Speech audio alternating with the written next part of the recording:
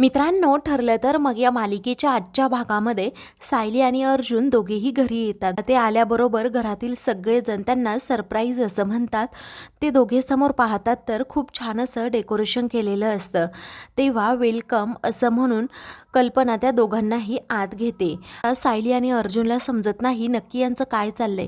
तर कल्पना म्हणते की तू आम्हाला गुड न्यूज दिली म्हणून तुमच्या दोघांचं आम्ही कौतुक करतोय असं म्हणून आता ती म्हणते की अस्मिता म्युझिक लाव. तेव्हा कुणीतरी येणारं ग येणारं ग हे गाणं प्ले केलं जातं. तेव्हा आता अस्मिता, कल्पना, पूर्ण आजी हे सगळेजण खुश असतात. तर कल्पना, अस्मिता आणि विमला या तिघीही मिळून सायलीभोवती डान्स करत असतात, तिचं गोड कौतुक करत असतात.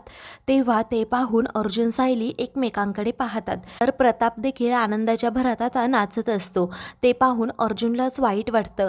पूर्ण आजींचा मूड देखील ठीक असतो. आता सायलीला काही समजत नाही नक्की काय करावं.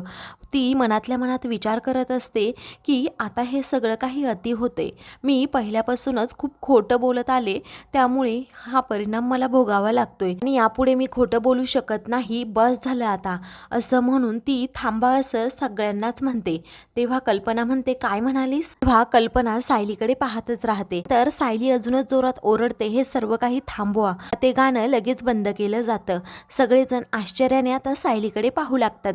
तेव्हा आता कल्पना म्हणते सायली तुला काही होतंय का, त्रास होतोय का कसला.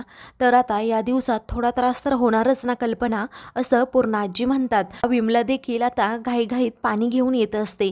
तेव्हा विमलाताई थांबा असं सायली म्हणते. तर आता ती कल्पनाला म्हणते की आई मला तुमच्याशी थोडं बोलायचं आहे. आता कल्पना म्हणते काय झालंय सायली. तर आता सायली काळजावर दगड ठेवून म्हणते आई मी प्रेग्नेंट नाही आहे असं ती रडूनच म्हणते. तर इकडे आता सर्वांना खूप मोठा धक्का बसतो.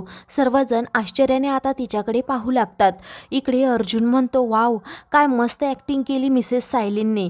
मी बाहेर जसं प्रॅक्टिस करून घेतली होती त्याच्यापेक्षाही छान. वाव मानलं तुम्हाला सायली असं म्हणून आता तो तिच्याकडे पाहत राहतो. तर इकडे आता कल्पना म्हणते अगं तू माझी मस्करी करतीये ना सायली, पण अशी जीवघेणी मस्करी करू नकोस बेटा. तेव्हा सायली म्हणते आई मी खरं बोलतीये. तेव्हा आता अस्मिता मनातल्या मनात विचार करते बापरे हिने तर खरंच सांगून टाकलं. आता काय होणार. सर्व सिंपती हिला मिळाली तर सगळेजण पुन्हा हिच्या बाजूनेच काहीतरी करायलाच हवं असं म्हणून ती आता विचार करत असते. तर इकडे प्रताप म्हणतो ही काय म्हणतीये अरे अर्जुन तुला तरी पटतंय का. तेव्हा आता डॅड ती खरं बोलतीये, हे प्रेग्नन्सीचे खरे रिपोर्ट असं म्हणून आता तो कल्पनाकडे ते रिपोर्ट देतो. ती ते वाचत असते. त्यानंतर आता कल्पना अश्विनला म्हणते अरे अश्विन तू तरी हे रिपोर्ट पहा ना एकदा, कारण मला काही यातलं समजत नाही. तेव्हा अश्विन ते रिपोर्ट पाहत असतो. कल्पना आता सायलीला म्हणते की तुम्ही माझी गंमत तर करत नाही ना असं म्हणून ती अर्जुनला देखील म्हणते अर्जुन तुझा नेहमीचा खट्याळपणा हा बाजूला ठेव अगोदर. त्यानंतर आता कल्पना खूप हायपर होते आणि अश्विनला सारखी सारखी विचारत असते. सगळेजण कल्पनाला अगोदर शांत करतात. तर अश्विन म्हणतो मम्मा हे रिपोर्ट खरे आहेत, सायली वहिनी प्रेग्नेंट नाही आहे. कल्पनाला अजूनच जबर धक्का बसतो. तेव्हा हे रिपोर्ट असे चुकीचे कसे येऊ शकतात. पूर्ण आजी, प्रताप आणि कल्पना हे तिघेही अर्जुनला विचारू लागतात. अर्जुन म्हणतो काहीतरी टेक्निकल इश्यू होता.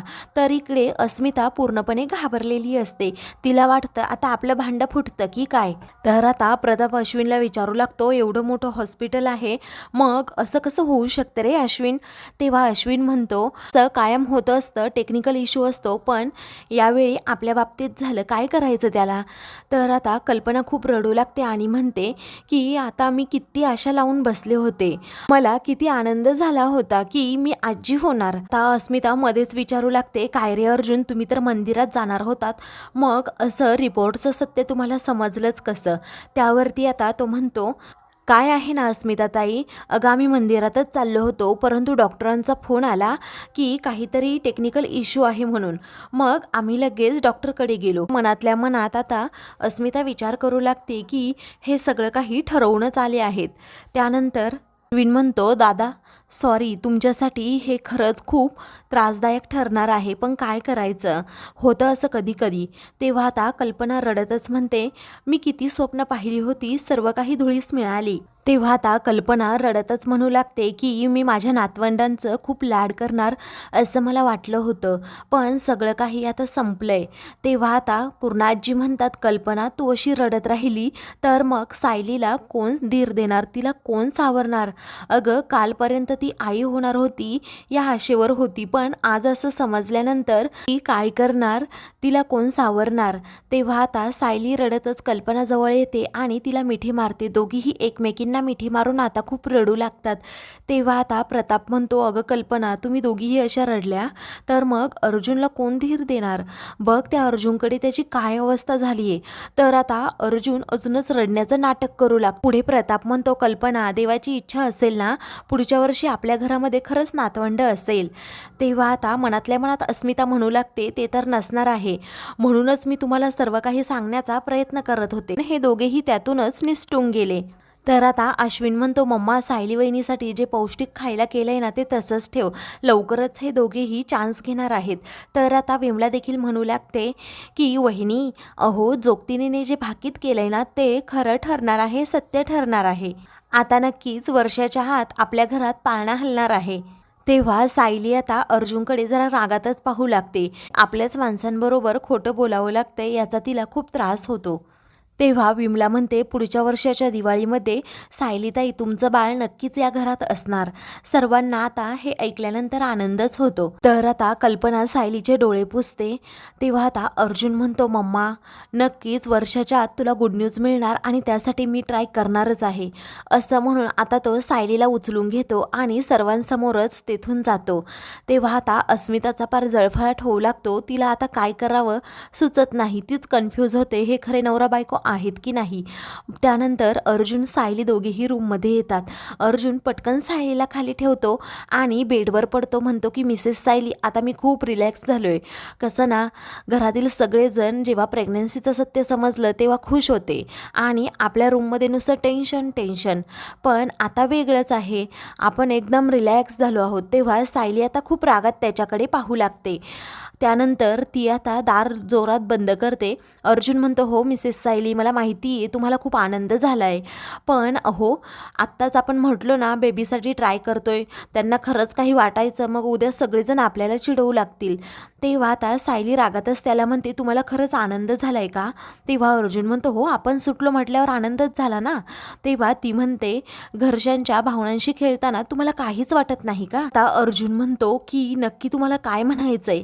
तेव्हा सायली म्हणते, मी खरी खरी रडले होते. अर्जुन म्हणतो, काय फॅन्टॅस्टिक तुम्ही ॲक्टिंग केली, खरंच तुम्हाला ॲक्टिंग खूप छान जमते. तेव्हा सायली आता रडू लागते आणि म्हणते, अहो तुमच्या आईचं दुःख तुम्हाला दिसलं नाही का? त्या खरोखर किती रडत होत्या, त्या किती दुखावल्या गेल्या होत्या. आता अर्जुन म्हणतो, याचा मी विचारच केला नव्हता, मला माफ करा.